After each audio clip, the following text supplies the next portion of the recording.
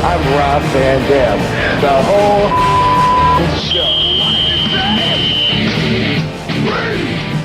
From Battle Creek, Michigan, weighing 230 pounds, RVD.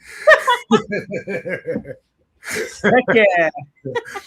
So jumping into that one and didn't have any back support. But That's it. You did a fine job. Did a fine job. yo, Ooh, hey. there's a new face in the room. Hey, Hey, joining it's us Frankie this Kazarian. week is Frankie Kazarian. What's up, guys? Yo, TNA heavyweight champion. Are you a heavyweight champion? I was the heavyweight champion, not Fuck currently, but I am in my own mind. So I guess that's what matters. You'll get back there. It'll be fine. That's just it. That's it, man. You guys, Heck yeah. you guys. I don't think you noticed, you guys, but I texted you both. Fuck, because as soon as you started the music, I got kicked off, and then but I got back on before you noticed. Just a heads up, there's internet problems in my neighborhood, and they just paired it, or they're working on it right now, and just 5 minutes ago, it just came back on after being off for 3 or 4 hours today. So heads up, everyone, if I disappear, don't take it personally. That's right. Rob's not powdering. He's not ghosting anybody. But we're live. And it's a trash night, but it's no trash night because Frankie Kazarian's here. So, Steven! come on, get the Trash. Yeah, it's trash night here in Las Vegas. You're right. I'm gonna try to not forget. All right. Cool. Boom. Well, thanks for having us, Frankie. A lot of times I end up getting people's phone. Not a lot, not enough, but I get people's phone numbers. And I'm thinking, hey, that'd be cool to have him on the show sometime, him or her. And then I drop the ball because my follow up game is weak. Understood, man. Understood. I know we saw each other. I think probably WrestleCon in Vegas was the last time, and we had chatted a little bit. In the UK for that was it. That's right. That's right. For wrestling. That's right. That's right. We were there for a couple of days. That's right. Yeah. Yeah. But didn't I used to see you when I very first went to Rick Bassman's UPW shows? Yep. Yeah. I was like a staple UPW guy, and yeah, you came in and you were a top WWF star at the time. I think you wrestled a guy named Suicide Kid Mikey Henderson, and you guys had a really good match. And yeah, I was there from the beginning stages of UPW. Yep. Thought so. The first time I met you, you won't remember this, of course, but when I was training with Killer Kowalski, he used to go to all the ECW shows that were in like Massachusetts, New Hampshire, Maine, all those, and he dragged me to some of those. And I remember meeting you, and you were like, of all the people there that I thought was going to be a dick to me, like it was going to be you, because you were like a top guy, and you came out and like said hello to Walter and introduced yourself to me, and you couldn't have been cooler. So that cool. We're talking 28 years ago, so that obviously stuck with me, dude. So, and then getting to know you later is like, oh well, he's just a cool dude, so it makes sense. But then just being like a 20-year-old scared to death wrestling student, you never know. Yeah, of course. So he started you then, Kowalski? Yep, I moved out there. I traveled from here in SoCal to Malden, Massachusetts to start training, and started there with Walter in early '98, and got rolling there. Yeah, which was best thing I could have done. We probably had this conversation before. I don't remember specifically, but did I tell you that when I first had my mind made up that I wanted to be a professional wrestler, I bought my very first plane ticket, took my first trip by myself that I'd ever been on, and I went to that school in Malden, Massachusetts. Oh, wow. Yes. So to back up a little bit, Yeah. It was a wrestling magazine, and it said, "Do you have what it takes to be a pro wrestler?" And it said, "You send $5 in, they send you a list of all these schools." Yeah. So I'm writing to the addresses. I'm calling the ones with phone numbers. And Kowalski was one of the people that, talked to me himself. Couldn't have been cooler.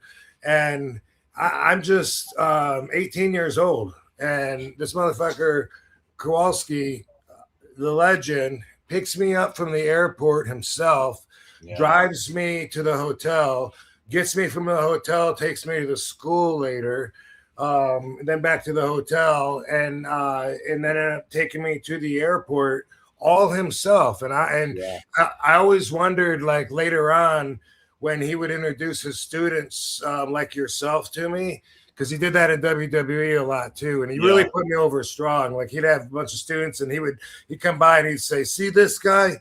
This guy is the best wrestler they got." Yeah. And that really meant a lot. He would say that to me. He might have said it to everybody, but I love. No. But he definitely didn't. He definitely didn't. He had no reason to blow smoke. So if he said it, he thought it. I always wondered if he had any idea that I was that same kid, that visited way back in, let's see, that would have been 88. That would have been 88, I guess. Wow. Yeah, I mean, there's a chance he did, man, because, like, I know, like, the fact that I drove from SoCal to Malden, that was really, that impressed Walter a lot, and he always kind of took care of me. And same thing, my first day there, he picked me up at my little Roach Motel I was staying at, and really just kind of was very gentle and very caring and very cool with me when he didn't have to be. So it makes sense that he would do that, Uh-oh, Rob's frozen. I thought he was just deep in thought. I thought he was too.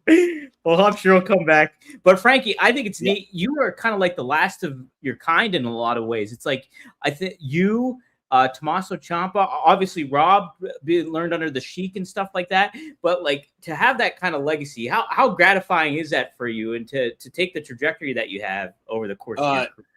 Yeah, it means everything. It means everything, man. I like, without Killer Kowalski, I'm not, I'm probably a pro wrestler, but I'm not probably sitting here talking to you guys, or I certainly don't achieve what I've achieved, because he really installed early on, a work ethic, and there's a focus on the fundamentals that is lacking today, and just gave me such a head start, if I would have started anywhere else, especially anywhere local, certainly at the time.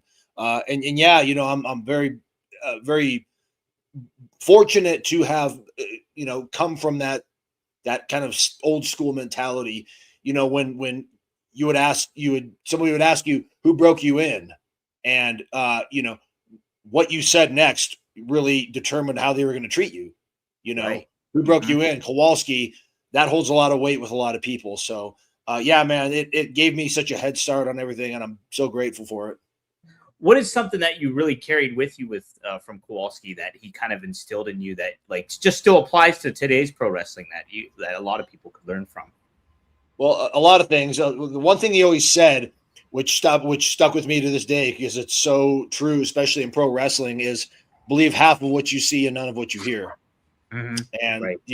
that's a shoot. And then really just he was so focused on the fundamentals and the small things that are actually the big things in pro wrestling, like the focus on the selling, and when you're applying, a reverse chin lock or a hammer lock or a top wrist lock, those aren't rest holds. These are holds that are meant to hurt, sometimes submit somebody.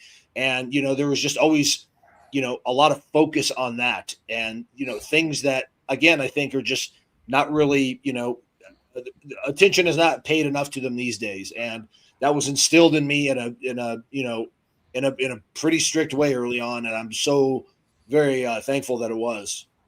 Absolutely, Rob, you always talks about the little details and like the in between stuff that is so important and everything. Yeah, everything means something. You know what I mean? Like, it's so funny. Like, veterans, I guess we can tell when someone just starts out and they're just circling the ring.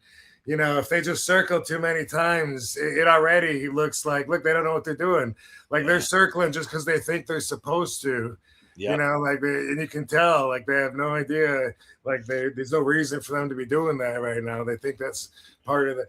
But I also think that we probably had a lot of similar values taught to us because Sheik and Killer Kowalski both got trained by the same guy.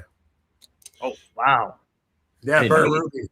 Burt Ruby back in the day. So so I visited Kowalski's school and I thought I was going to make it happen. I was going to save up money, bagging groceries, somehow live by myself for the first time ever in Boston and you know, swing paying bills and shit when I was just I think I was still in high school when I made that trip. Oh wow. Yeah. So anyway, you know, I found out the Sheik was 45 minutes from parents' house and excuse me. and yeah, but you know, I think that since they both got trained by Burt Ruby and they're both, you know, from that time period where they were, you know, what was the number one rule that you got trained, Frankie, getting into the business? I mean, like for like us, I mean, like I said, I started in 98, you obviously before me, but like it was always protect your opponent, you know? Oh, okay. Yeah, Sheik didn't give a fuck about that. Okay, yeah. In terms of it was like protect the business. Like kayfabe was still huge. Exactly. Protect that the was business. okay. If we're talking just the you know standard across the board was protect that kayfabe at all costs, all times. But like in the context of a match, it was protect your opponent. Yeah. Used to be the number one rule in the business, and now it doesn't even make the top 10. No. Now it's the least. I mean, God, we have television shows showing how the donuts are made now, so it's like that's dead and buried. But not my favorite aspect of the business, but that's for no. I went into this wormhole where like I disliked it so much that I almost started liking it because it was like they're making like a new kayfabe where everyone watching this is going to think that they have it all figured out now, that they know how everything works, and to the normal fan watching, they have no idea what it's like to deal with all these egos, politics, jealousy, people wanting to get themselves ahead, everyone wanting to get themselves ahead, and cutthroat, and so for them, they believe it's just people showing up at work together, being told what their job is and then just doing it, and they don't. So I kind of do like how it swerves them in a different direction than they expect. Yeah, it's crazy. Like more people seem interested in the behind the scenes now, almost more so than what goes on in the ring. There's so like when I was coming up, obviously it was a different time. I could care less. Like I just wanted to watch good wrestling matches and cool, wanted to watch, my favorites and like Tito Santana and Ricky Steamboat. I just wanted, I could care less, again, it was a much different time, but it's just so crazy how like, it seems like the fans like crave that backstage rumors and what's going on, they're so invested in that stuff. Oh man, big time too. And it's like, I think looking back at like back in the 90s and even early 2000s and all that stuff, there was that distance that fans had between the wrestlers and the fans. Like nowadays, everybody's so accessible and it's attainable to like, interact with the wrestler potentially online or something like that. Whereas there's like that air of mystery, that degree of separation. And like, I think that kind of takes away a lot of the kayfabe and the allure of it too. And people are more like, ooh, what's going on behind the scenes, more so than what story are they telling me in the ring or throughout week in and week out of what's going on the television program.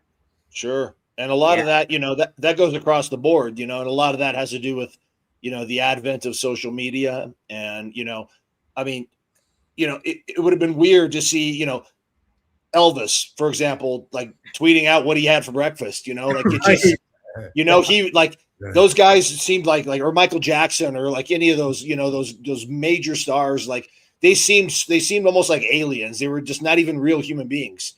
So it's just crazy now that you can, your favorite actor, wrestler, TV star, chef, influencer, whatever it is, what they're doing every hour of every day.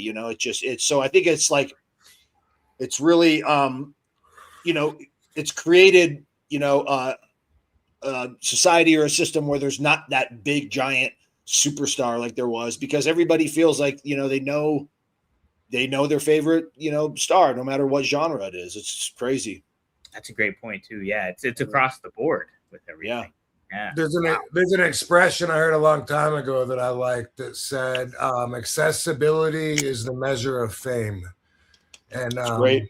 Yeah, a lot of times, I end up arguing with agents, or whoever, like, hey, even Cameo, like, hey, you can do like phone calls one-on-one with them. I'm like, I don't want to be that accessible. You know what I mean? I can leave the messages. That's cool.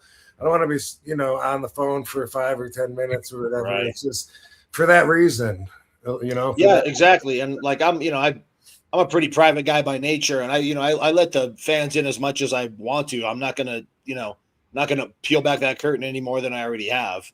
It's like, is that just, sometimes I think people are too accessible, and like everything they do is just out there, Absolutely. Yeah. I think you have a good balance to your social media presence, because like you'll chat out or tweet out to certain people, like wish them well, or if somebody passed away, you'll wish, sure, yeah, and all that stuff. And I think that's a good balance to kind of, what would you recommend to younger talent kind of get into it, and how they should handle their social media? Oh man, first of all, that shit's out there forever. So, I can't tell you how many times I've rage tweeted and then erased it, because it's like, dude, it's like, for a minute and a half, I'm furious and I'm, ready to just set the world on fire, and then cooler heads prevail. So number one would just be like, be very aware. Do not go on social media when you're inebriated in any way, shape, or form. And if it's, if it's not going to matter in, 5 minutes, 5 months, or 5 years, don't worry about it. Just, really just, use it to benefit you, to push your stuff out, to promote your stuff. And don't take it too seriously, dude, because Twitter and Instagram, and it's not even a real place. It's not, it's just, it exists in the ether. It's, at the end of the day, nobody is going to be sitting on their deathbed thinking, oh man, I wish I tweeted more. It's all bullshit, but but it has a lot of benefits. It does. There's certainly a balance. Like I like it when certain wrestlers lean into it, like to their persona or who they are, and I think that's great to do too. Sure. But there's a lot that goes into it, no doubt. Yep. Frankie, I remember you being on Briscoe and Bradshaw, and I think you brought up something where you were in the same room. Killer Kowalski brought you in the room, and there was all these legends with them and stuff. And he brought you in there as a young guy. What can you take back that story? Do you know what I'm talking about? Yeah, I know exactly what you're talking about. It was like I was talking to Rob about Walter used to bring us to the shows, and ECW was running in Maine, and he brought me up there, and he always wanted like he would get in the ring with the guys, and he would show them stuff, And so he brought me in the ring, and he's like, and I remember I was in there with Lance Storm and Chris Candido, and he's showing them this weird waist lock reversal, and he wanted me to do it. And I'm like, just a couple months in, and I'm like, dude, I am so out of my element.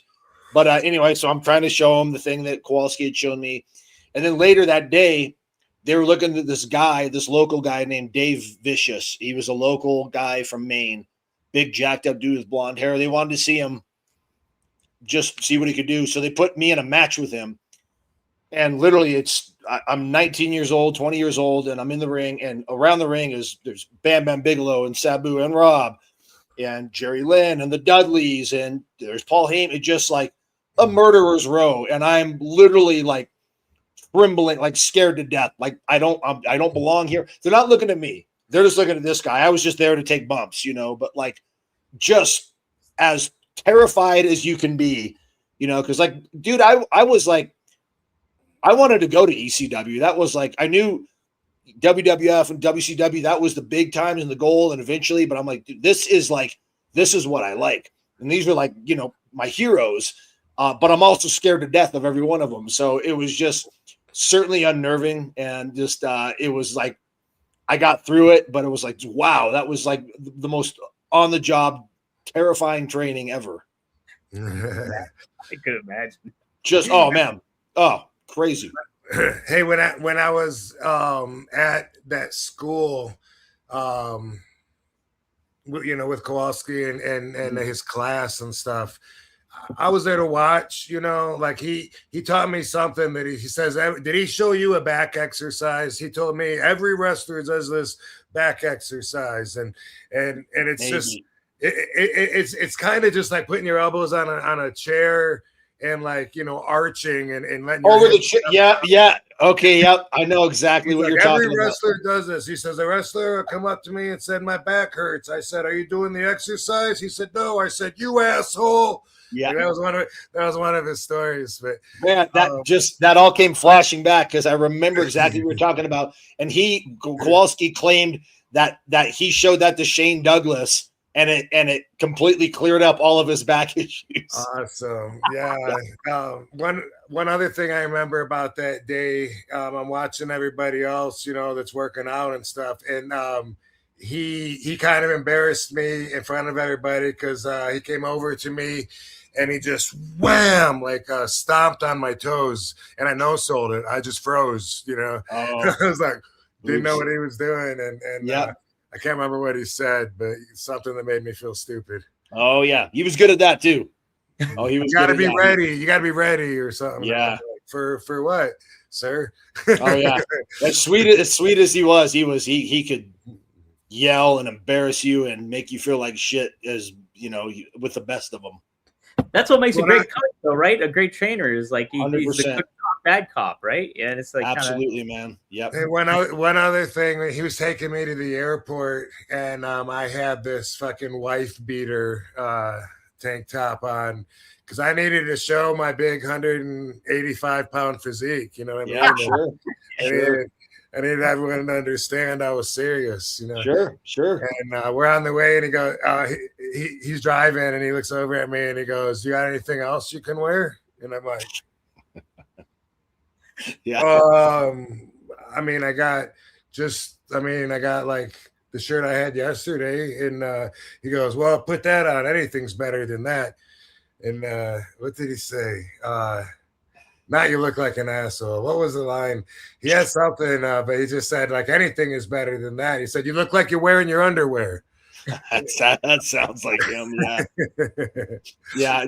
Probably just such an old school, like, why are you wearing that in public? Yeah, he said dress nice at the airport. Sheik also used to always tell us to represent the business, to always wear nice, wanted us to always wear suits and dress up and shit. And I never, really caught on to that part. Yeah, no.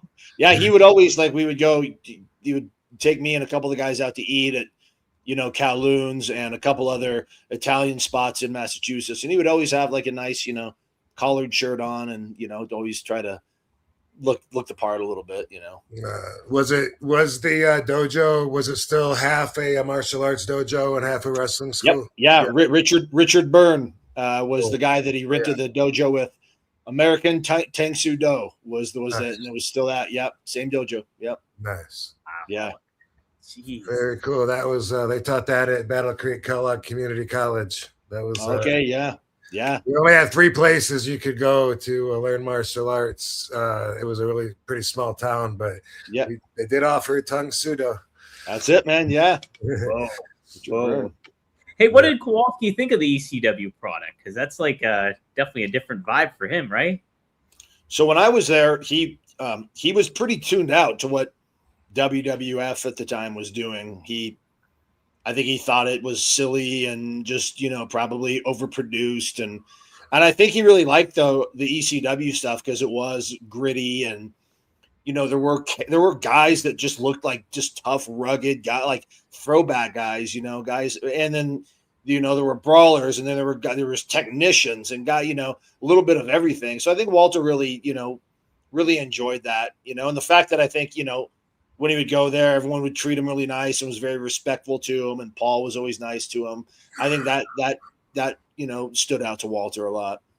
That's pretty awesome. Heck yeah. That's great. Yeah. Man. A wrestling historian, he gives a super chat. Thanks for the Canadian $2. He says, Mr. Van Dam, can you please wrestle Frankie in TNA? We did wrestle in TNA.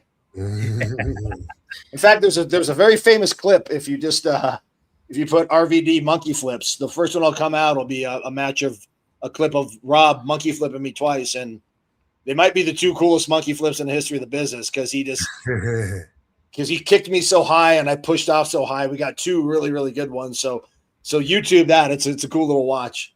Yeah, some people can take monkey flips and others, man, they go over like lead, you know. They fall like right beside me and don't even go up. And it's weird because I swear sometimes I feel like I'm doing the same thing, but guys like Frankie, AJ, Eddie Guerrero, Matt Stryker, they stick out in my mind as being able to just be in sync with me so that when I push, they get all that air off of it. And there's an art to it, and it's a monkey flip is one of those moves that like you don't see very often, but like when done right, it's still like a back body drop. When done right, it's still super cool, man, you know, and it's still really effective.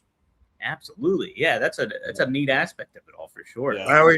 I get cocky, you know, after monkey flipping someone like Frankie and then try and throw it in my next match, you know, with someone like Kevin Thorne or something. And for some reason I go, and I, you know, try and push extra hard and they just go, boom. Yeah. Like land on me. You know, they go 2 feet up and land on me. Like, how does that happen? I know exactly that. I was wrestling a guy one time, and I won't mention who, but he was a smaller guy, and I, you know, was going to monkey flip and thinking he's going to get all this height and everything. And when I tell you, it was like I monkey flipped a dish rag. Just barely flopped over, like, and it was just like, oh, that sucked. Like, never again.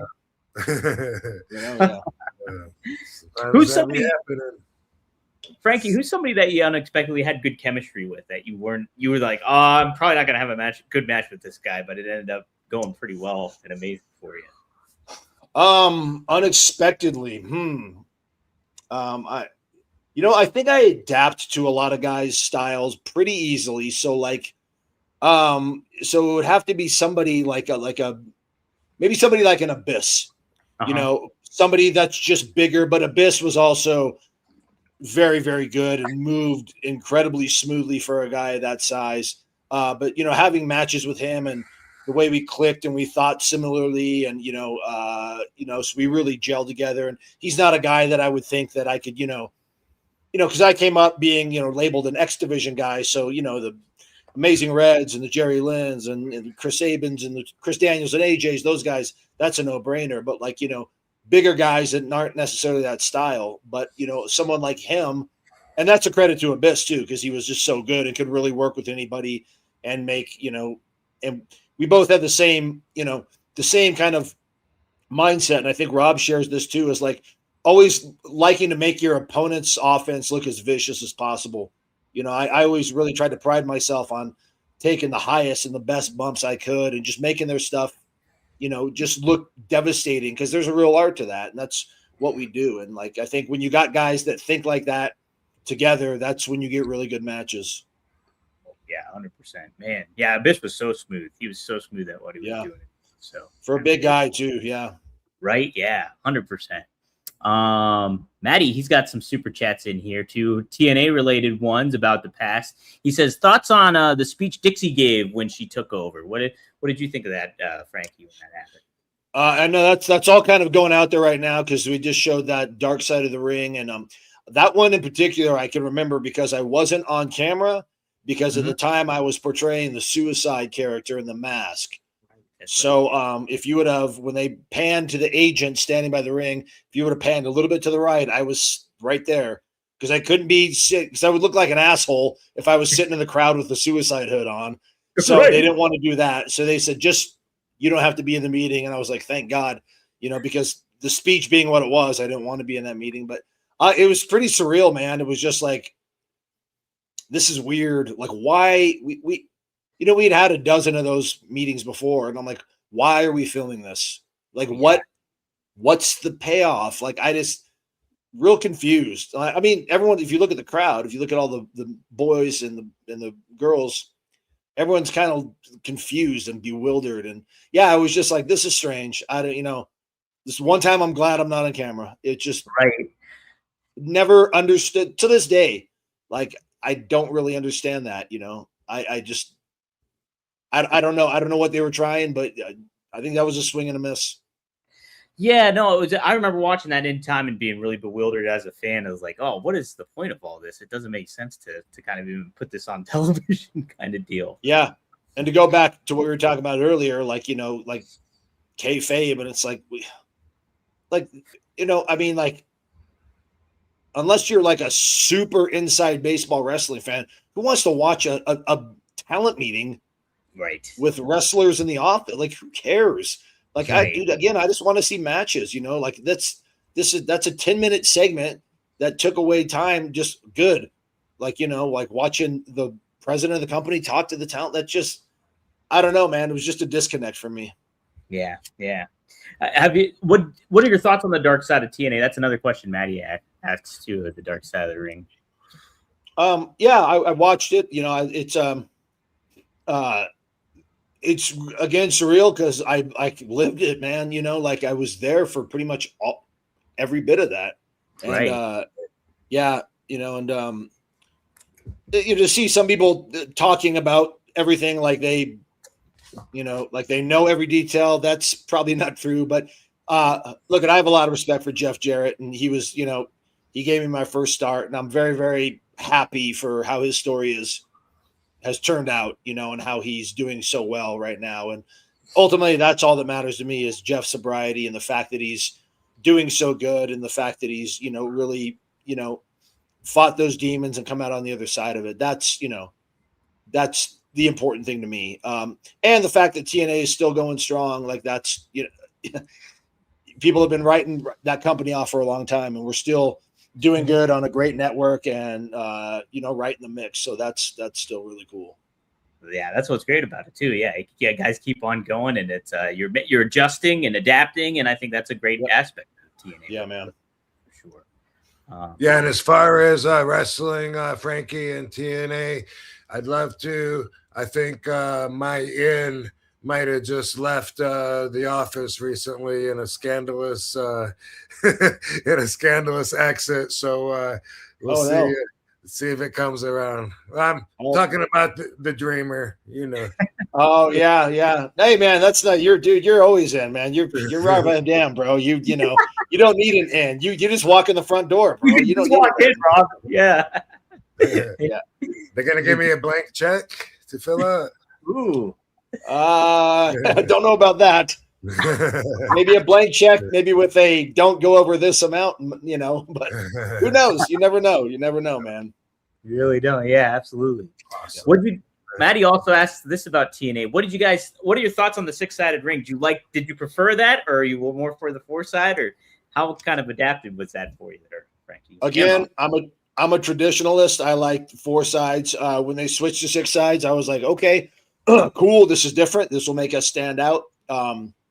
You know, it was cooler, kind of different angles you could take to get to the top rope. It was stiff. It was really, really a snug ring and a stiffer bump. So I didn't miss that when we switched back. You know, I just gotten used to it. You know, it was fine. It didn't bother me switching back to 4 sides, but I know a lot of fans were really, really upset about it. And about switching to 4 sides? Switching back, yeah. There's a lot of fans that got really upset when we went back to that. Wow. Were they the first to have the hectagon? So I think wasn't one of the companies in Mexico doing it? I think AAA didn't AAA do AAA was doing it, yeah, because AAA was doing it probably before that, but obviously nobody in the States had seen that like on a mainstream wrestling show. So I think that was Jeff's thoughts. Like, let's, you know, we're going to TV, let's bring something completely different. And, you know, it worked, you know, it's, I mean, did it make a huge difference at the end of the day? I don't think so. Like, the TNA wrestlers were going to bust their ass and put the best product on they could, regardless how many sides the ring had. But wrestling fans really kind of fell in love with it and got, you know, pretty surly when we switched back. That's kind of surprising. So for me, I also preferred the 4-sided ring.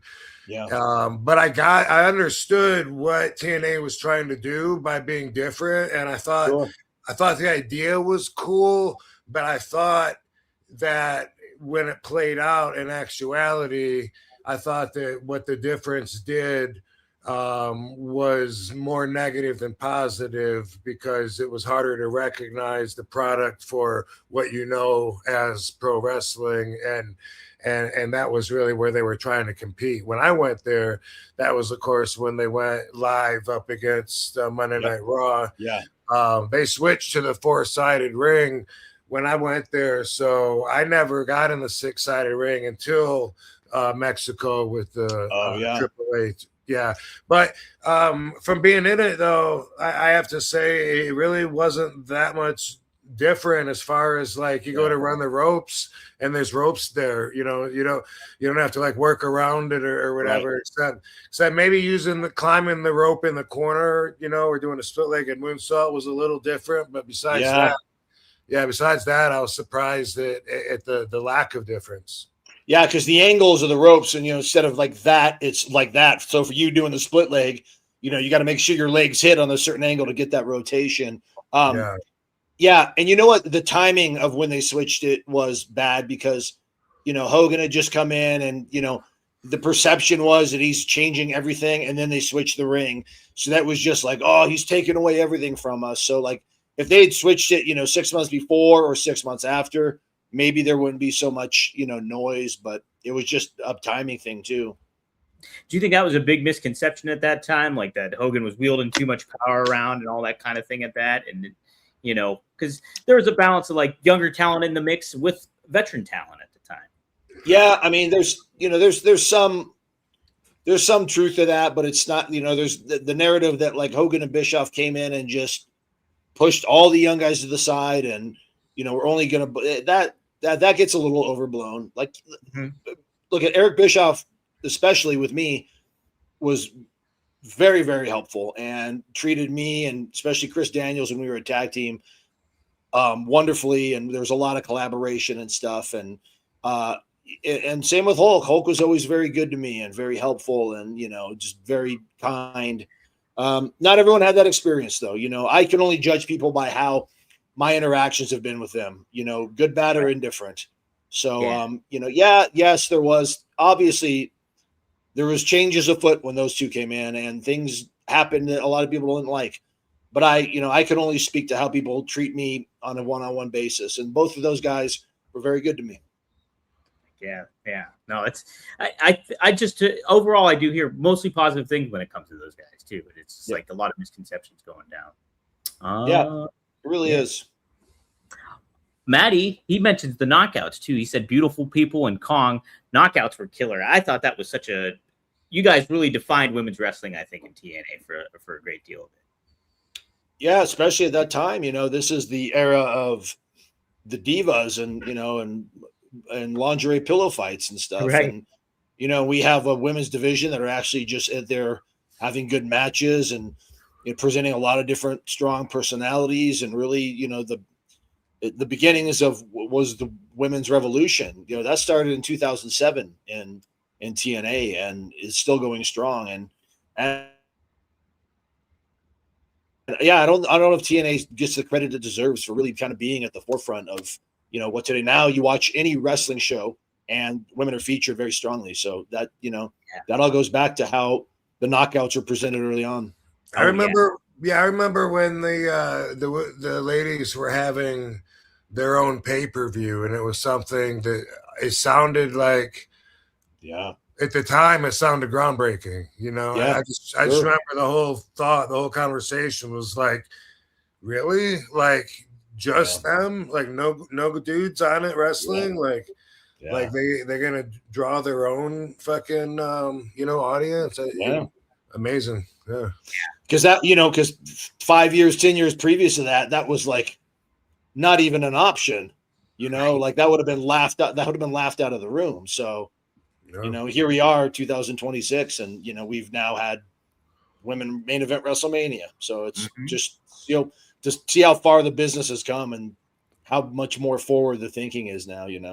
How do you feel about intergender matches? Do you have any feelings about it, or? Personally, I don't like them. Me speaking, I don't like doing them. Yeah. the occasional mixed tag match. I've done enough of those where there's ways you can make it work and, insert a little bit of ha-ha and some comedy, and there's ways to make them work and there's ways to make them entertaining. I've never done a straight up intergender match, just me against a female, simply because I don't think I'd be good at it. There's no bias. This is not a misogynistic. This has nothing to do. It's just, I would probably suck at, putting one of those together. It is what it is. I'm sure there's some that are very entertaining, but it's just a personal preference. It's not for me. Some people love it, Yeah. I'm with you on that.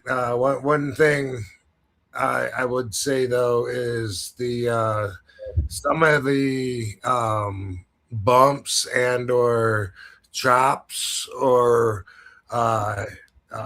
impacts that I've seen some of the girls take in intergender match highlights, even if it's just a little clip on Instagram or whatever. I wouldn't think that girls would be able to take those kinds of bumps and chops and shots and stuff if I didn't actually see it. So those are some tough bitches. So I get why they want to show off and show that they can take it too. Oh, absolutely. Some of it, like I'll see a clip and I feel dirty for watching it, or like uncomfortable, man. It's just I don't. It's there's something unnerving being there with her. Yeah. It's just something unnerving to seeing like a large man like just strike a woman. I don't know, man. Just it's wired in my DNA to not like be entertained by stuff. How can like that be okay? How can right. Exactly.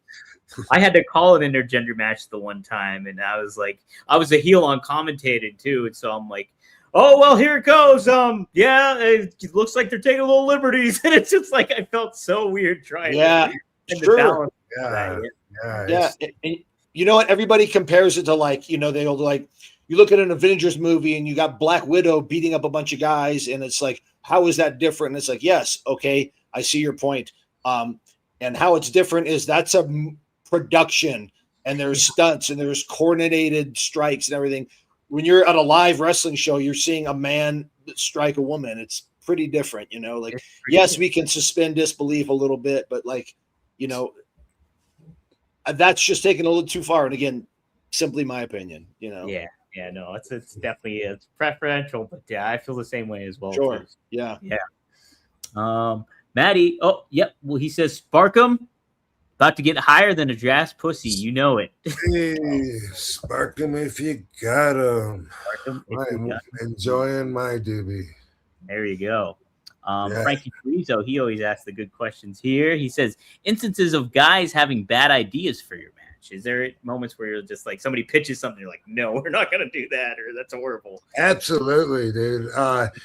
For me, it's a lot more like wrestling the newer, younger guys, just because they're not on the same page at all. You know what I mean? And just I'll go with what just popped into my head, and it's brother up in Canada, Mr. Channing, the first time when I went to wrestle him, he's talking about, we got tables, we got chairs. He said we got doors under the ring if you want to use it. And I'm like, doors? What the fuck? Why are there doors under the ring? Just in case you want to use them. Yeah. Why the fuck would I use a door, and why would it be under the ring? Like, I don't get it. Like, how does that make sense? What do you mean? He's like, just, instead of, it's something, if you want to like bump, we could do something with it, bump through it. I'm like, why, bro? But all the time I gotta take what he wants to do and go, make it mean more.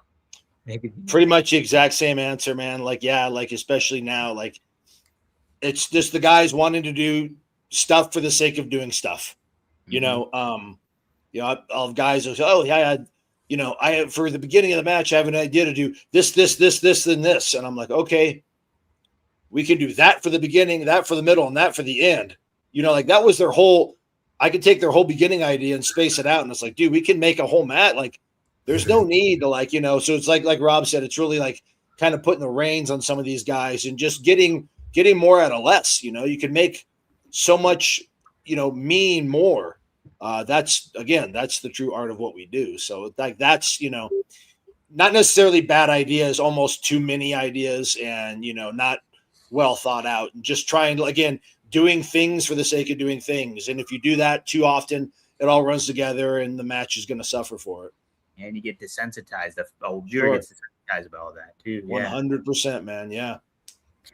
How did you find the balance when you like obviously being trained by Kowalski and stuff like that, but then getting into that X Division kind of style and, the AJ Styles kind of aspect of that? How did you personally kind of find the balance of when to turn it on really quick and then when to like slow it down and make it a little bit more, learning on the job, man, being in there, with guys like, again, like with wrestling, the moves, the how to do the moves came very natural to me because I was an okay athlete and I was an obsessed wrestling fan. So you could show me something one time and I would learn the how, the why, when, and where to do the moves. That's what took longer.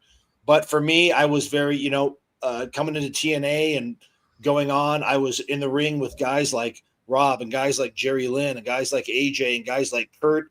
And, when you're in there with, and Christian Cage and these type of guys, and when you're in there with guys like that, you really learn how to like a pacing, which is so important to a match. And, the beats and the rhythms and the nuances and the dynamics, a match is like music, if it's a thrash song and it's 5 minutes of screaming guitars quick, that's, that's okay. But if it's like, if it's like the heavy intro, the chorus slows down, then it's just so much better. So for me, learning on the job with all those gentlemen I just mentioned and so many more like that helped me grow by leaps and bounds, man. Oh man, I could imagine. Yeah. And just having that diverse catalog of all the different people that you work with over the course of time is invaluable for sure. Yeah, that's just it. Diversity, man. Like, so, I tell a lot of younger students, if I do seminars, like get out of your comfort zone, dude. Like you can have a great match with your best friend, on the circuit, 5 nights a week, wrestle the worst guy and have a good match with him. Wrestle the big guy, wrestle the small guy, like wrestle as many different people as you can, because you're not going to be wrestling the same guy week in and week out when you get to a bigger promotion, Right. Absolutely. Absolutely. I think it's cool too. You leaving AEW and going back to TNA and stuff like that. It's kind of, how does it feel kind of being back there? Cause it seems like you kind of have a new, almost quote unquote Lisa on life when it comes to like how you handle yourself and the kind of personality you give off. It's a different style of Frankie Kazarian. How's that? Yeah, I'm certainly having fun again. I kind of fell back in love with pro wrestling, and I bet on myself. It was one of those things where, I was, sitting on the bench and I still, should have been in the starting lineup, and if I wasn't going to get that opportunity, cool, that's completely fine, but I'm going to go take that opportunity somewhere else. And I did. And dare I say, it's been the funnest, most rewarding, almost 4 years of my career, being back here and showing that I could be a top guy in a company and, being able to go out there and, cut 10-minute promos and have, great matches with anybody on the roster. It's been super rewarding, man. Yeah. I can tell too, man. Something I really love that an angle that they seem to be going with AEW was you were going to be like the elite hunter. And it was almost like you were like the Punisher in a way. Like, gonna go out, yeah.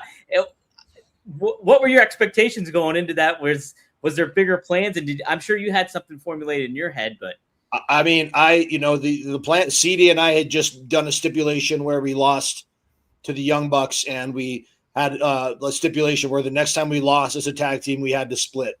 Right. And that was basically the end. And it was all because of the elite. So I was going to go after, I was going to pick off each member of the elite one by one. I had a lot of ideas that, really cool things we could have done, but zero follow-up booking, and, that's, take with that what you will. Zero follow-up booking. Could it have been cool? Yes, it could have. Was it? Absolutely not, because nothing was done with it. And that's out of my hands and above my pay grade, and just kind of led to a lot of the frustration that was already there. Yeah, I was so excited for that. I was like, oh man, this is going to be like a Punisher angle. I was like pumped for it. Yeah. That was exactly the mindset, was that, that Frank Castle, just dispose of your enemies one by one in different creative ways. And it could have been really cool, man. But again, you're in any wrestling company, you're playing to an audience of one. And if that one guy doesn't, vibe with what your thoughts are, it's not going to happen. So Yeah, right. it's what it is. Is what it is. Did That's you the grow up on?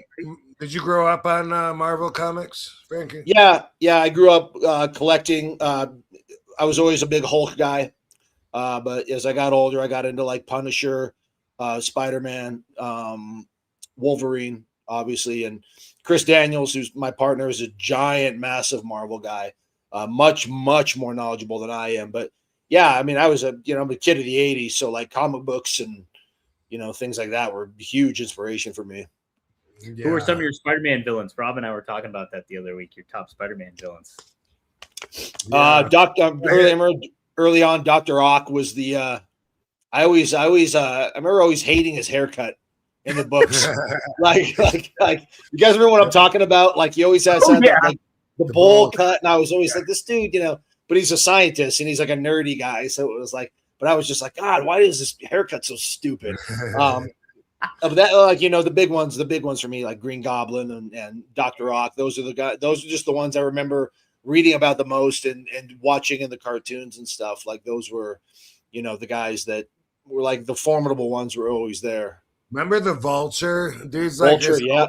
old ass man, but he's got like wings like Daedalus escaping from Island of Crete, and so he's a supervillain. Yeah, Spider-Man didn't care how old he was; he'd be like, "Crack." Fucking. That was Michael Keaton in the movies, right? He played Vulture. That's right. Yeah. Right, Reading that, heck yeah.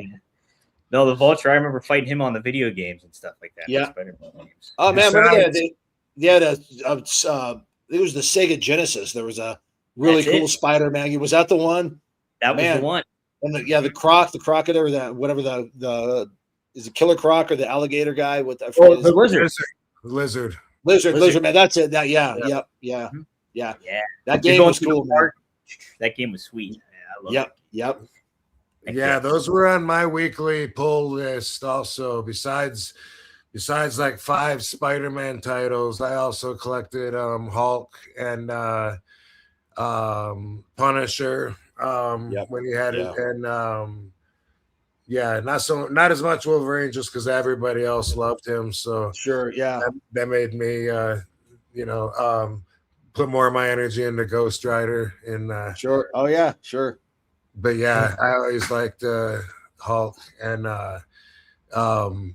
I quit for a while, and then I remember seeing an action figure after I hadn't, I'd been out of for a long time. This is still when I was with the Evil X.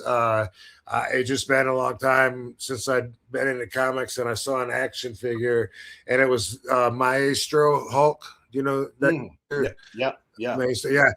It was an action figure, and it was Incredible Hulk, and he had like a belt, and he had like the other superheroes crushed pieces of their outfits. He had Captain America's shield, Iron Man's helmet, and all this shit. Yeah, and I was just like, whoa! Like I didn't know the storyline or anything. Yeah, but just that figure alone, I bought it, and it got me like back into comics. Right back into it. Yeah, that's super cool. Yeah, I always liked Hulk because, like, as a kid, who can't relate to like a guy that just has this temper and loses his shit and turns into this giant monster and just kills everything. And I like that he was like, I like that he was a baby face, but like, then the next comic will come out and it's like, Hulk's taking on the Avengers and then he's beating the shit out of Captain America. I love that he was so unhinged. Like, he could just 1 week, he could just completely lose his shit and be a bad guy. I thought that was so cool. Because, you didn't see that a lot back in the day. It was always good guy versus bad guy. So it was cool that Hulk was, that shade of gray, pun intended, to kind of like be the tweener, Hulk autistic. Yeah.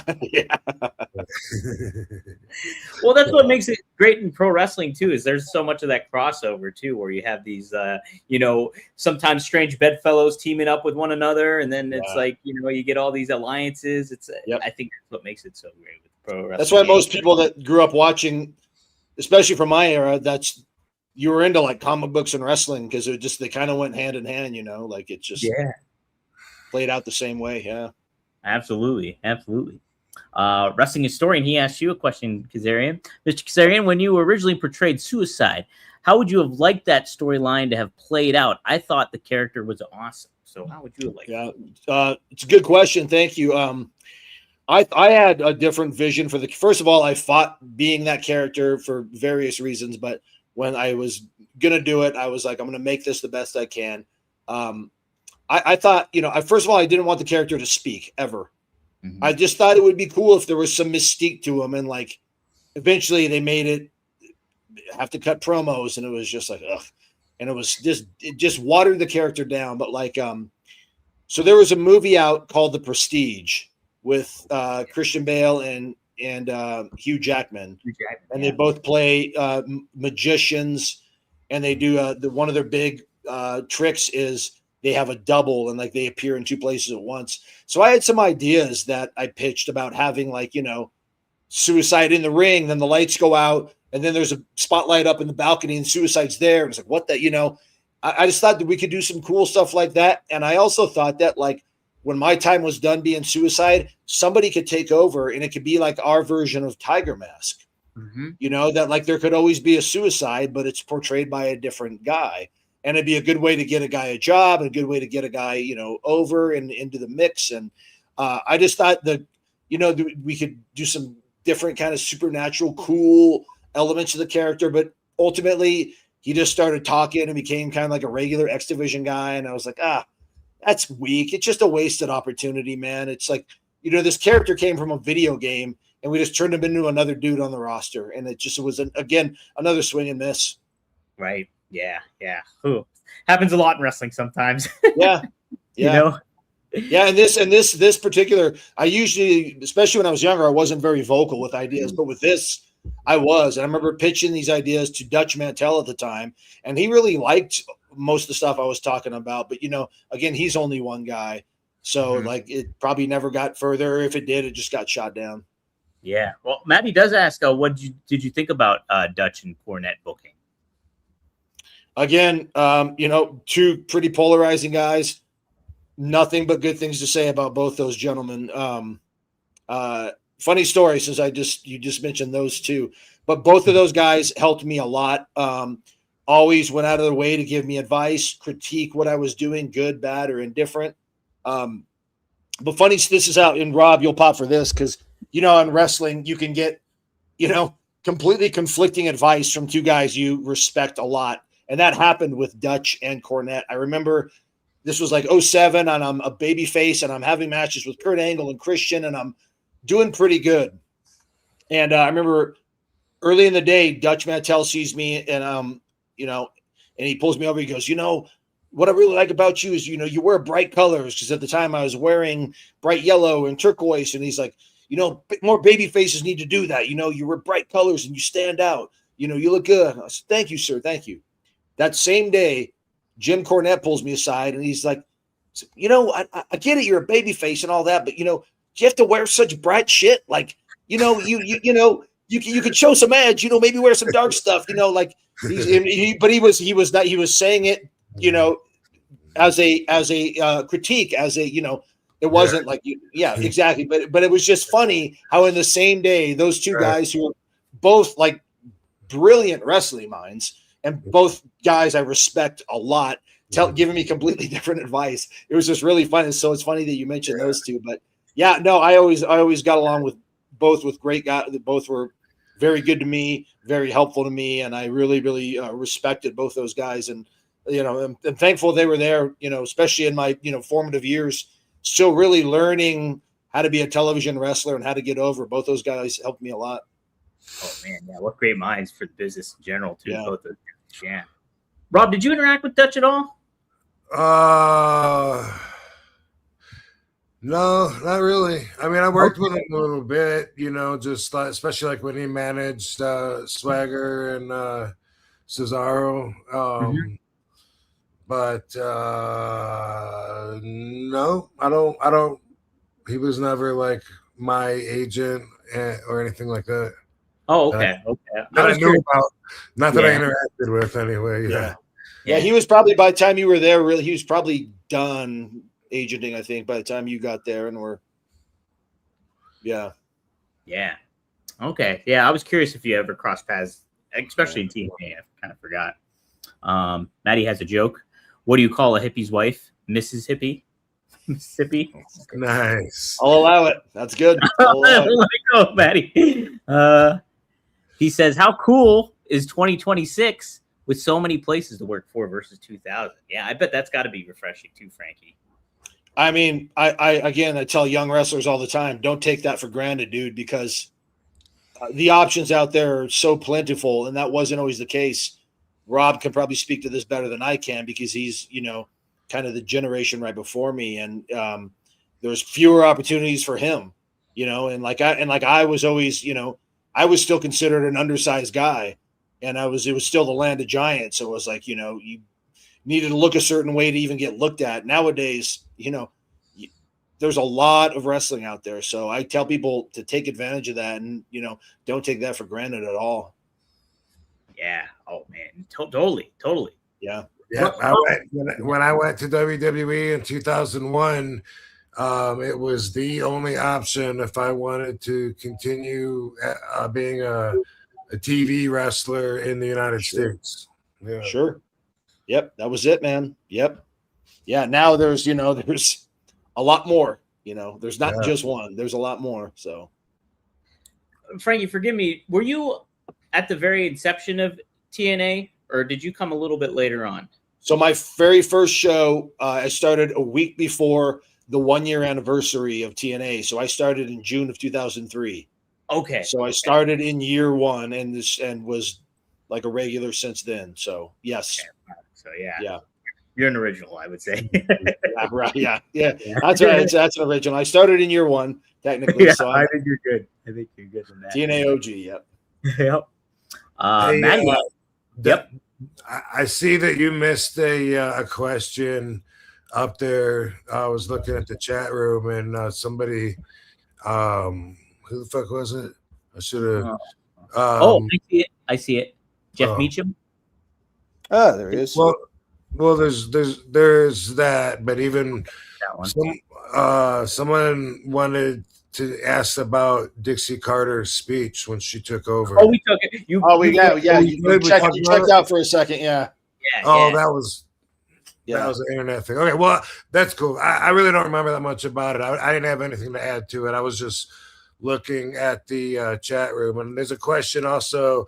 Is it true that me and Bill Watts didn't get along? And no, not really. I just, when I met him, I mean, I'm like a fucking 8-year-old. I mean, I was really young, and Ron Slinker was there. He was Bill Watts' friend, and he's the one that got me the job and the one that named me Rob Van Dam. And anyway, he just didn't want to use the name Rob Van Dam. That doesn't mean we didn't get along. And so I became Robbie V. And yes, I got along with his son, Eric, very well. Didn't you? He also was kind of a supporter of you too, Bill Watts, wasn't he? Even though, like, for the most part, I thought. I'm not sure about that. When I was there, he banned the top rope, but still let me do the split-legged moonsault. He said I was just like bouncing off it, and that was okay. He just didn't want the guys climbing up and jumping off of it, So I had a little bit of a exception, no heat already at 22 years old for my future career. But I could say this: I was winning matches. And then he got replaced with Bill Ole Anderson. I went to Japan, came back. Ole Anderson is sitting in Bill Watts' seat, and then I'm not winning matches anymore. So if you look at it that way, then I guess he must have thought highly of me. Yes. Frankie, didn't you? I think I remember hearing a story too. Didn't you cross paths with Lou Thez when you were with Kowalski? Yeah. Well, Kowalski came out to Vegas to do a card show, and I drove out and met up with him, and I got to go out and have lunch and hang and talk with Kowalski. Mr. Thez and Bob Orton Sr., Bob Orton's dad, Randy's grandfather, and got to sit and just listen to those guys. Just like again, talk about on the job training. Just you're talking about like Lou Thez, and that's one of the like founding fathers of what we do. So really, really cool, man. Very cool. Oh man, yeah, that had to be surreal. Yeah. Super Yeah. surreal. Yeah, and I was like, I'm a student of the business, and I really respect the history of it. And I think the further we get, away from it, people start forgetting guys like, that really, really paved the way. And so it was really cool to be able to sit there and break bread with this legend. It was, wasn't lost on me. Oh, I imagine not, right? Yeah. Yeah. Jeff Meachin chimes in for $5. He said, just popped in after seeing The Odyssey with my son. Good on Dom, chatting with two of our family's favorite people. Hope all are well. Thanks, Jeff. Jeff Meacham, shout out. Jeff's a bud. He's a good dude, man. He is a good Yeah, dude. what up, Jeff? I hope you mean the Odyssey, the third book of the Homer's trilogy that portrayed the trip home of Odysseus or Ulysses. Same guy. Mhm. 10 years to get home from the Trojan War. Great That's it. story. Yep. I didn't know if there was a new movie of it or whatever, but Yeah, it's supposed to be just a giant blockbuster. Obviously, just came out. oh, Just cool. came out today. Yeah, today. And then it's Okay. it's getting good reviews. I'm actually seeing it on Saturday. So Supposed to be massive. It's probably, I'm guessing that's like a 3-hour plus one, right? That's got to be. yeah, it's like 3 hours. It's like 3 Yeah. hours. Christopher Nolan directs it and stuff. So Yeah, it's yeah. All That's definitely worth checking out. I'm definitely gonna look into that. Rob, I was actually going to ask you about it since you're such a Greek mythology fan and stuff. Yep, I'm a Greek geek. Greek geek. The Iliad, which is the book on the Trojan War, is supposedly book number 1, with the Odyssey being book 3 and a missing book in between. Oh, Yeah, so from the same author, his name was Homer Simpson. yep. And the first book is the beginning of the war. Everybody making their way to the beaches and setting up, and then there's a big missing piece where we know from a lot of other peripheral books and stories and even songs back then, what we accept is the story in between, and that's where you get the Trojan horse and the fall of Greece, and Aeneas has a book called the Aeneid, and he supposedly ran out of there with his father on his back and went and founded Rome. And Roman mythology is, by the way, the same as Greek mythology, except the names are just different. So Zeus is Jupiter, and like that. Aphrodite is Venus. In case you didn't know. But so yeah, that would be to someone that's fascinated with Greek mythology. That missing book in the middle would be like the ultimate treasure to find. Man, That's super cool. Yeah. let's get the search on. We'll search for it. And by the way, the Odyssey is the 10-year adventure after the war of Odysseus, who'd come to help the Greeks fight and made it all the way to the end. Now he's going home, and it takes him 10 fucking years to Long get time. there. Long ass time. I'm excited to see the movie for sure. Yeah, it looks really good. Yep. Speaking of movies, Maddie does say this. In my opinion, the Marvel movies never lived up to the comic books or the cartoons. Oh, I can't really say I can back that up. I've been blown away by like the Avengers movies I've seen. I'm like, I can't believe they brought a comic book to life like this, and I'm actually seeing this fucking go down. Like, what do you think, Frankie? Yeah, I oftentimes, that the book is better is always like, okay, well, the book is going to be interpreted in your mind a certain way, you know. So what they put on film will never live up to that. But like for the Marvel movies, specifically the Avenger movies, like if that's not a cartoon coming to life in the coolest way possible, I don't know how those could have been done, especially Infinity War and Endgame. Those are two of not just comic book movies, two of the best movies I've ever seen. And just again, and it's not because of the special effects or anything, it's because the story is so good. But yeah, those movies were incredible, man. Not all Marvel movies have been the best, but like I think their batting average is pretty damn good. Right. Could you imagine as a kid, like I always like couldn't even fathom like, oh man, could you see like the, Spider-Man or the X-Men or anything like that? And then when they finally happened, it was so awesome. And then like, I think the payoff was overall pretty good. I thought that first phase of Marvel movies are, that's amongst some of the best stuff ever, dude. Absolutely, man. Huge mark out for that stuff. Yep. Maddie asked this question too, which I think is interesting. Thoughts on Conor McGregor, aka Conor McGregor, and his weak leg, talking shit about wrestling when he looks like a wet paper bag. MMA fighters couldn't keep up with wrestlers. What do you think about the Conor McGregor stuff, Frankie and Rob? I think the guy's already proven himself. He's cocky as shit, makes him a good heel, but a heel that can back his shit up. And he's made so much money when he fought, was it Floyd Mayweather? Yeah, huge. Yeah.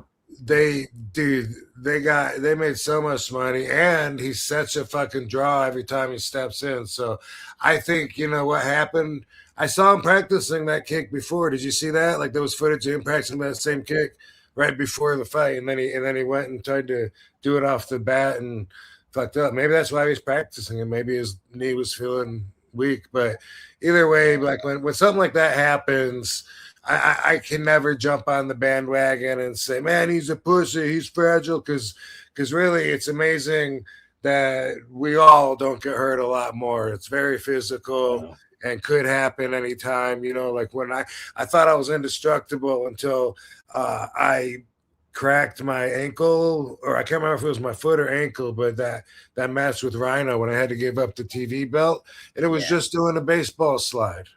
But my ankle rolled underneath me. That's all it took. So, couldn't be indestructible anymore. Yeah. Look, I like Conor McGregor's in the business of Conor McGregor, man, and he's going to promote himself and say the most outlandish thing because that's him. So like, I take anything he says with a grain of salt. He's a character, he's Conor McGregor, the man, but he's also a personality, and he's got such a big personality. Like none of that stuff ever bothers me. I don't, and again, I'm sure he probably is devastated. A lot of people thought he was hurt before the match. I don't know, but like, anyone that's a competitor, if you get hurt that early on, it's going to crush you. So yeah, I have no ill will, and I don't care enough that, to defend an entire industry because of what one man says. Right. I know how difficult pro wrestling is, and I certainly have a respect for every guy that steps into the octagon too. So like, I would personally never speak like that, but I'm not Conor McGregor, man. Right? Yeah, it's different entities too. It's just like a whole different kind of realm to be in. Yeah, for sure. Frankie, $5. Thank you. He says, who are some guys who could safely do the riskiest moves? And then he says, any stories of wrestling against guys who were stars in the 80s? Okay, so that's interesting ones. Who could safely do riskiest moves? For me, I mean, my default is AJ Styles because the guy was just such a freak athlete and so good at, just making everything look so effortless. Like some of the stuff he does was just dangerous, but he just pulled it off just with such poise and grace, shit, Rob, I'll put you in that same category, dude. Not just because you're here, but like, I mean, like for everyone, like Rob's a pretty big dude, and he does some incredibly athletic stuff, and it's not easy, but he makes it look easy. So guys like that, guys like, smaller guys like Amazing Red, they, and Low Key and those guys, they did some incredible stuff too. So yeah. And as far as wrestling guys from the 80s, I mean, dude, I was fortunate enough that I got to wrestle the Bushwhackers, and you know they were screaming at me the entire match, calling spots, yelling at me, just everything's on the fly, just yeah. And you know, I got to wrestle Honky Tonk Man early on, and look, dude, for me it was a thrill. I was a kid that grew up in the '80s, and I'm, you know, seemingly watching these guys 1 minute and the next minute I'm wrestling them. So anytime I got the opportunity to, you know, wrestle one of those gentlemen, I always really enjoyed it. I could imagine, right? Man, Yeah. hitting those guys in the 80s. Rob, how about you? What's some what wrestlers could do the safest moves risky or riskiest moves the safest? So yeah, the two guys that make the top of my short quick answer list is Rey Mysterio, and also Sabu. Yeah, you know, I don't really have to elaborate, but as far as wrestlers who were stars in the 80s, I mean, I think I probably wrestled pretty much all of them, or most of them. I didn't wrestle well, let's go with who I did instead of who I didn't. I'll just Greg the Hammer Valentine. You know, I wrestled him a lot when I was just like 2-3 years in the business, learning a lot from him, wrestling him a lot of times and listening to him. Manny Fernandez, Pistol Pez Watley, if you guys know who that is. Watley, yes. Marty Jannetty, even though he doesn't remember the match in Aruba. No, I think we were tag partners though. So that doesn't, I don't think that counts. Let's see. One Man Gang. Oh yeah, that's true too. Bam Bam Bigelow. Yeah. I'll go ahead and end my list there, but a lot though. Yeah. I believe it. Hey, Frankie, are you good for one more question or anything? Do you got? Sure. We Okay. do one more. Yep. Okay, cool. Let's do this one here. ASOS, thank you for the $5. He says, Frankie, any good memories or stories with Booker T? What did you think of his TNA run? Booker was I was in Booker's first match in TNA. It was, you know, he first came in and it was him and myself tagging against Bobby Roode and Christian. So I was there at the very beginning, kind of just thrown into the mix. Book was always good to me, man. You know, again, a guy that for me at the time, just being in the ring with him raised my stock, showing that I could be on that same playing field and hang with a guy like Booker. And I always look at, I thought he was hilarious backstage. And I thought he was, you know, super talented and just really another guy that did stuff. Book's a big dude, like big muscular guy. And he's super athletic, you know, like doing stuff that like a cruiser, like working almost like a cruiserweight, but like being 6'4", you know, 250 or whatever Book was. And yeah, he just, you know, again, always, you know, there to like give you a bit of advice or, you know, constructive criticism. And Book's always cool, man. He's always dude to this day. If I see him, I really, you know, enjoy catching up with him and talking and reminiscing. Heck yeah. He's a down to earth dude. Definitely for man. that. No doubt. Rob's got some great stories too, I know. So. Oh yeah. Well, cool, Frankie. Is there anything you want to plug? I know TNA's coming up. I know you guys got a show coming up in Philly that weekend of July 30th and 31st and all that stuff. Yep. So. Yep. We're going to be back in Philly. Going to be back live, which is cool. We haven't been live in a few weeks, so we're going to be live in Philly on the 30th. Really? Huh? Yep. That's it, man. That's it. I know. Really? That's it. Almost writes itself, man. Yeah. So we're doing that. We got Lockdown coming back in Chicago, and you know, Impact on every Thursday night. And we're really, you know, really hitting our stride and putting on some great shows. So be sure to check us out. 100%. Well, thanks, Frankie, for joining us. Yeah, this was great. Appreciate you, Frankie. Yeah, what's that? I just said appreciate you, Frankie. Yep. Yeah, man. Thanks, dude. Good to catch up with you, and great to chat with you guys. Appreciate you having me on. Great to chat with you. Are you going to be at WrestleCon in Minneapolis? Not in Minneapolis. I will not be at that one, no. But yeah, but I'm sure I'll pass across hopefully sooner rather than later. Yeah, awesome. Thanks, Steve. Metallica for life. Thanks, guys. Appreciate you. Yeah. See you, dude. Have a good one, man. Thank you. You too. Thank you. All right, Rob. That was awesome. Hell yeah. We got a couple more super chats. Did he say he had to go, or you just pushed him out the door? No, I saw him look off screen for a second, so I was like, oh, maybe he's got to go or something. So, yeah. So, Because I don't think we've ever had it. oh no, Rob. Oh no, Rob he'll be back. He's frozen. He has froze.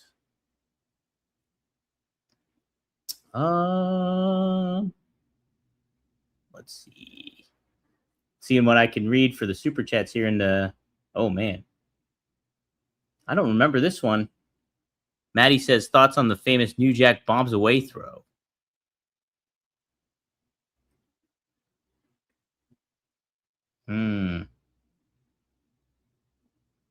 I don't know that one, Maddie. I don't know that one. World Superior for thou.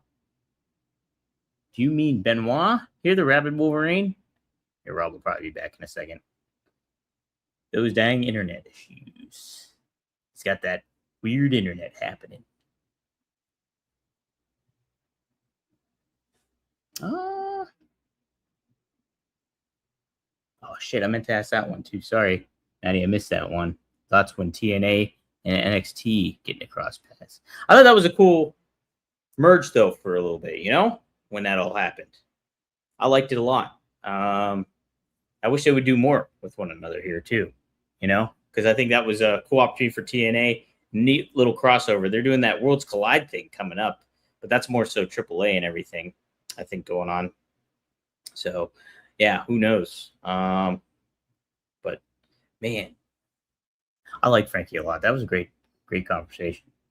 Oh, we'll have to get Rob when he gets back here. There he is. He's back. Boom, we lost you. Yeah, that's it. Each time it kicks me off, it's only for maybe a minute, and it lets me back. So, yeah, fucking. They're working on my internet in the neighborhood, so it's been like this all day, and we're realizing how much we really use the internet, especially with Alexa. The whole time when I get kicked off here, I just see black. And then I just every 15 seconds or so, I'm like, Alexa, are you connected to the internet? Sorry, there's a problem. Right. Alexa, are you connected to the internet?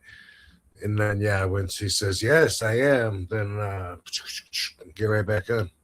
So you use Alexa quite a bit then? Yes, I do. And we have her like in every room now. And it's like, and on the phone too, and it's more and more actually, you know, like I'll even be watching a video and then I'll just pause, you know, and be like, Alexa, what is the definition disorderly conduct? You know, and I ask her some questions. Disorderly conduct is generally defined as any of various petty misdemeanors, including nuisances, breaches of the peace, or offensive conduct in public. It typically involves behavior that disturbs public order or morality. That reminds me we were fighting earlier. I shouldn't have brought that up. Me and Alexa had a little tension. Yeah, I don't believe her. Oh, yeah? Uh-oh. Rob froze up again. That shoddy internet he's got. I have to make sure. Let me screenshot all these super chats so I make sure to enter you guys all in the raffle for next week. Wrestling Old Head. So hold on a second. Not Wrestling Old Head, Wrestling Historian. I'm going to screenshot little by little here while Rob is here. While Rob is frozen, I mean. So Maddie, you're in a couple, I know. Maddie, you probably have like 3 or 4 entries, I think. If I'm being honest, since you added so many super chats. Boom, boom. North side. Okay. 3. Making sure. Okay. Rob should be back. Jeff Meacham is in the mix. Matty, yeah, you cooked up some super chats here for sure, brother.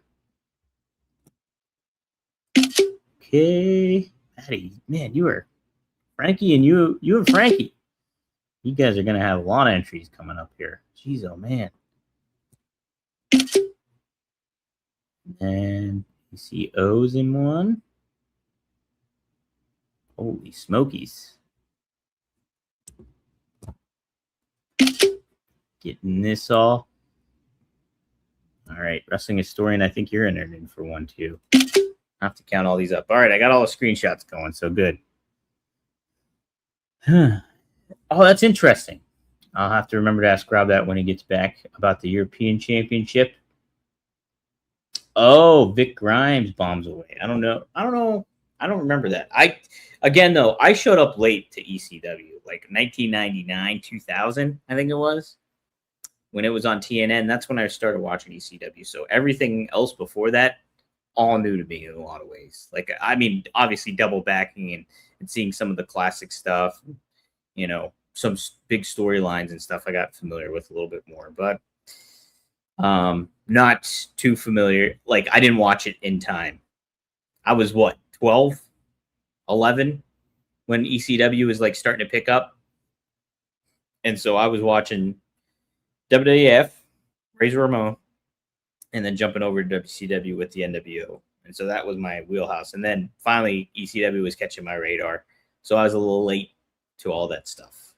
But it's fascinating to hear about how passionate, and I understand why everybody's so passionate about it, because ECW arguably sounds like the best product that there was. If I go back and watch those clips too, when Rob's cutting promos, or there's like the cut scenes, and then you see what happens and how wild that crowd is. I mean, how could that not be one of the best products going? Because it was so underground and fun, and like just a passionate fan base and it was different than what we were seeing.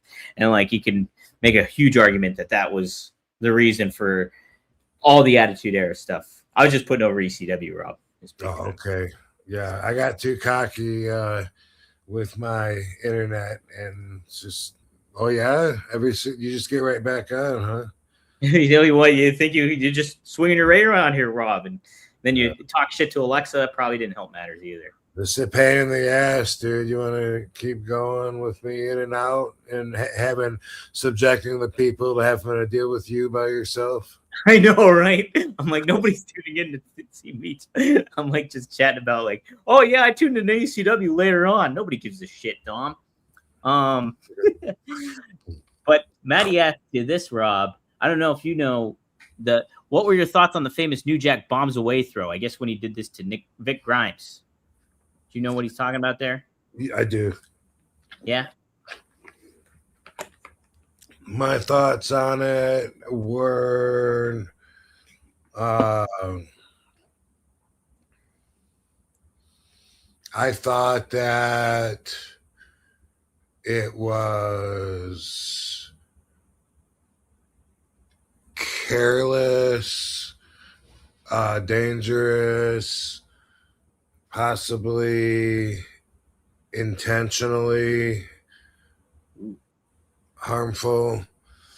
And I had the perspective of being a competitor there, you know, so when it happened, you know, I was very much, you know, like, you know, hey, fuck everyone else and their style, you know what I mean? Like, I'm, you know, this is the right way to do it, the way I do it, just like a lot of people are, except really magnified because I was a pro wrestler. And but I had that perspective, so I already didn't like those kind of matches that I wouldn't do. I just didn't like them because I wasn't a mark, and I wasn't going to do those matches. So I was just, you know, not about that. You know what I mean? But it was a receipt, I guess, from what I understand, that Vic did something to him. You know, I've seen it on video enough to feel like there is a good chance that it was intentional someone could have got really hurt bad on that one. So I wasn't a big fan of it. Yeah, nowadays I would probably feel the same, except for I'd feel a little bit more like it really wasn't any of my business, which is probably how I felt back then too. I mean, I don't remember ever talking about it. I definitely didn't try to change anything. I just probably rolled my eyes and let my ego shield me from even looking at it and wondering what they were trying to do. You know what I mean? And saying what could have gone wrong, or maybe, or was that how it was supposed to fucking go? But pretty dangerous, pretty crazy. Not my cup of tea. As were a lot of New Jack's matches back then. Yeah. But definitely one of the most polarizing people in ECW for sure. Yeah. He was. Worker World Superior Thou for WOW2. Thanks for $2. He says, reaction to what happened to Rapid Wolverine. Is he referring to Benoit, I'm guessing? Because that was his nickname, but okay, I didn't have a guess. I was like, the comic book, or were we talking about? I thought he went Wolverine from the comics, but then Rabid Wolverine is what they referred to Chris Benoit. So I don't know. Okay. Oh, well, I don't support killing your family or yourself. Can't really get behind that move, and especially a kid. What can you say? He was. Oh man, we lost Rob again. I might shoot him a text. Might wrap it up here because you froze again.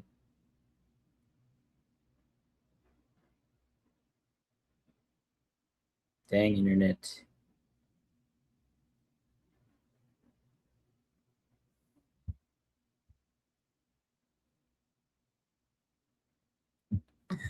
Poor Rob. Dang. There you are. What are. Happened to him? Whoa! All right, that wasn't too bad. You were frozen. Okay, yeah, Chris Benoit. If that's who they're at. Hey, your Orbi system is up and running. Okay, cool. Quit kicking me off. Yeah, we got in a fight. We got in a fight earlier. I don't know if I might get kicked out here, so I better not get distracted and stick to one story here. But great wrestler, intense dude. I respected him and admired him, and I'm gonna give the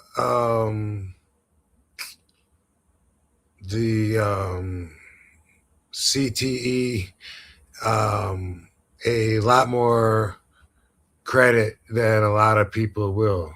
I hear a lot of people when they're interviewed say, well, other people had CTE and they didn't kill their family. That really doesn't mean anything. You know what I mean? Yeah. That's like, well, a lot of people got drunk and drove home and made it home. How come, then why are you mad at this guy for trying it, and you get the point. I don't know. I think you do. Anyway, everybody reacts different to everything. That's like saying, that like, well, my grandma had Alzheimer's, but, she never fucking got lost in her own house. How come your grandma did? Like, that doesn't make sense. They both just had Alzheimer's, right? Wouldn't they be the exact fucking same? No. When someone does have Alzheimer's, which is very similar to CTE, the victim of it, person experiencing it becomes very unlike their normal self, you know, and it's really, from what I understand, it's a really painful thing to go through. And I did have, you know, I wasn't around it a lot, but I do remember my mom's mom on that side.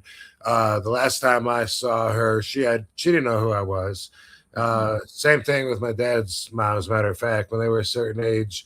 Last time I saw them, you know, in the old folks' home, whatever it was, both of them, I remember that they didn't know who I was. And that kind of hurt because you have a relationship with them. So if it's somebody that's real close to you, that you have a great relationship with, then you just got to watch that rot away and deteriorate and watch them be hateful to you and mean, and you don't want to remember them being an asshole. You want to remember them being the way that you loved and stuff. And that's how a lot of them, not all of them, go down. But when you have CTE, it's a wasting away, degenerating disease of the brain, very much like Alzheimer's. You can have concussion symptoms and you can have a bad memory, and it doesn't mean you have CTE or that you have Alzheimer's. It's a very comparable adjective, quality to label somebody with. You don't get diagnosed with CTE until you're dead, because you got to look inside your brain so far that machines can't do at this day and age. I'm sure, hopefully, that will change. But do I think it's possible that somebody with very severe CTE could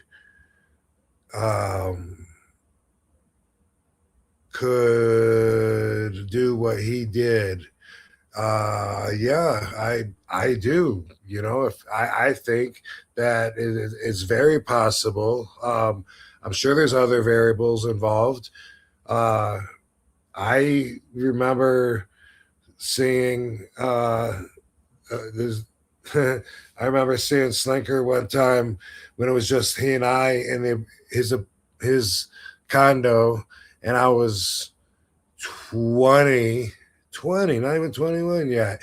And this big motherfucker comes running down the hallway. It's just me and him there. And he died. Oh no, we're gonna catch the story. Alexa's getting back at Rob. He dived. Then what next? What next? Gosh darn Cox Internet. He's got. I was waiting. Matcha64. He asked Rob, "What music were you listening to in ECW?" Rob isn't a music fan, so he probably wasn't listening to too much, to be honest. Maybe what was playing in Sabu's Winnebago. I think Sabu was a big Metallica fan and stuff like that. But if Rob comes back, I'll be sure to ask him. Either way, what I will do, I know a wrestling historian just asked this question. I'll screenshot this for Rob in case he doesn't come back, and we will close out the show. Rob Van Dam is on the McDonald's Wi-Fi. Yes, indeed. He's just got internet issues tonight. But man, for the most part, it was pretty good, considering. I thought we might not even had a show. We were even talking about delaying the show till tomorrow and stuff like that. But thankfully, it went through, and Frankie was great. I love Frankie. He was such a great guest. Man, this show is called One of a Kind because of Rob, but what a one of a kind wrestler and talent Frankie is, too, because it's like he's been everywhere. He got trained by Killer Kowalski, and he's just had just a very, very impressive career for himself. There we go. Rob's back. Hey.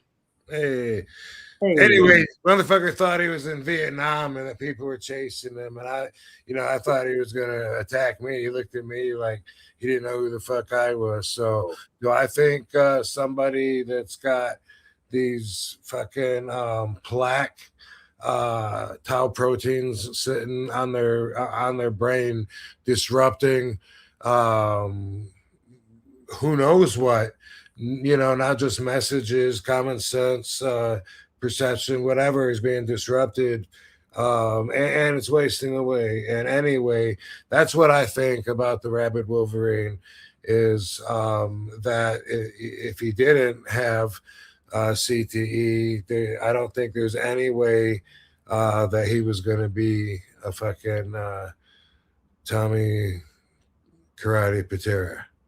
Right. You should play Tommy Karate Patera. He looks a lot more like him than the Pete SNL dude. Oh, Benoit looked more like I could see that for sure. Yeah, because Pete Davidson, when I saw like a picture of Tommy, I was like, that looks nothing like Pete Davidson. Looks nothing like him. Chris looks a lot like. Look at the cover of the Butcher, the book that That's the Philip Carlo book. Yeah. I tell you what, Tommy Karate does not like Philip Carlo. Right. He does not like Philip Carlo. Yeah. And if you guys go ahead. Yeah, it's that's how we get our history, is from just secondhand, unless we experience it. That's the best firsthand. We get taught in school, this is the way it went down, and then you learn a lot of it. That's not even the way it went down. We didn't really get taught that we were the heels a lot of times, when we were, as white people, so many times, and not really the spin they put on it, but that's just an example. But Philip Carlo wrote the book. Everybody that thinks they know anything about the Iceman, Philip Carlo is definitely full of shit. And he wrote the book on the Butcher, on Philip Carlo, and on Anthony Gaspar Picasso. 3 books and that's what we consider history and know them by. But in real life, he says the Iceman, either the Iceman or Philip Carlo. Well, Philip Carlo's one that wrote it. So he says that Iceman killed Jimmy Hoffa, Paul Castellano, John Gotti's neighbors, John Favara, Joey Gallo, fucking Carmine Galante. There's no fucking way. And I've always known, that maybe some of it's true and maybe not, whatever. You kind of like, what are you going to do with that information? But you can't accept it as fact. And even, unfortunately, even what Tommy is saying, you got to take also with a grain of salt, even though he's calling Philip Carlo out, and then he's like, I don't know if you caught this, but he's like, yeah, and they're saying that I belong to some Bonanno family, whatever that is. Was that where he was saying where he was like, where from Italy his family was from? I don't know. I just remember I listened to 7, different audio tapes. So I just remember him saying the Bonanno family, and then following it up with like whoever they are. And I was like, okay, this is going to be filtered. Yeah. Dude, you weren't lying either. He sounded exactly like Joe Pesci. Joe Pesci, Chris Benoit with Joe Pesci's voice. Yes. Very much. We'll close it out with this one here, Rob. A wrestling historian asks, does RVD consider himself the last European champion? Uh-oh. Rob froze. We might never know. We might never know.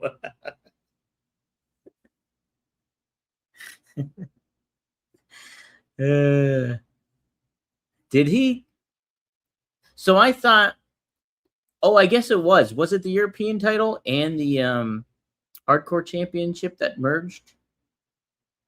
I thought it was the Intercontinental title merged with the Hardcore Championship. Am I wrong on that? Am I wrong? I might be wrong. Let me take a look. I seriously thought it was the Intercontinental Championship and the Hardcore Championship. But maybe you're right. I don't know. Or am I misthinking all of this? Hardcore Championship. Ship European.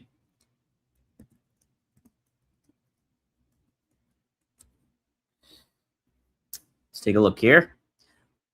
Iconic. Both titles were unified in 2002 and subsequently retired. So, yeah.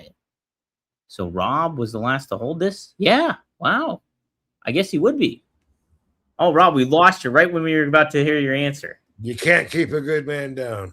You can't. You really can't. Did you know what question was asked? Yes, and the answer is yes, I do. That's right. You were, too. I consider myself also the last hardcore TV champion. Yeah. Is that it? Or was there a let's see, you said the European, the hardcore. So look, I retired. Maybe it was just the 2. I know it was 2 or 3 belts. That's all. For some reason, I thought when those titles merged, I thought it merged with the Intercontinental title and it just became the Intercontinental Championship. But no, I looked it up and it was the European, and obviously you know, but it was the European and Hardcore Championship. So dang it, he froze again. I'm gonna screenshot this. So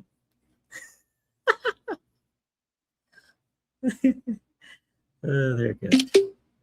Send that to Rob. We'll close it out with that, I think. Thank you all for tuning in today. One of a Kind with RVD and Frankie Kazarian. What a great show. What a great amount of super chats. I think I have everybody screenshotted that I'll have to tally up for the raffle next week. So we'll put you in the raffle. We'll make it a big, we'll add so many names to it. Should be a fun one then. Yeah, Rob's gone. But all right. I think that'll do it. I'll just text Rob. I'll end the show. That was the end of the chats. I'm going to end the show.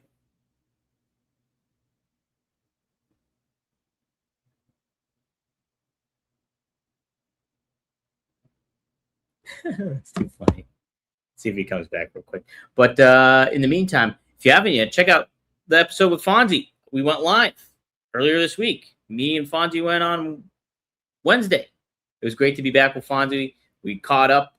He tells some great stories, as he always does, and some really fun insight. Talk about Too Cold Scorpio and a lot of different really cool stuff about ECW and him being the referee starting off and working with all those guys and stuff like that. And so really fun. Fonzie's like the Kevin Bacon of pro wrestling, I think. So, all right, that'll do it, everybody. Thank you all for tuning in. If you're not subscribed, go to rvdtv.com and hit subscribe. Like, share, get the word out.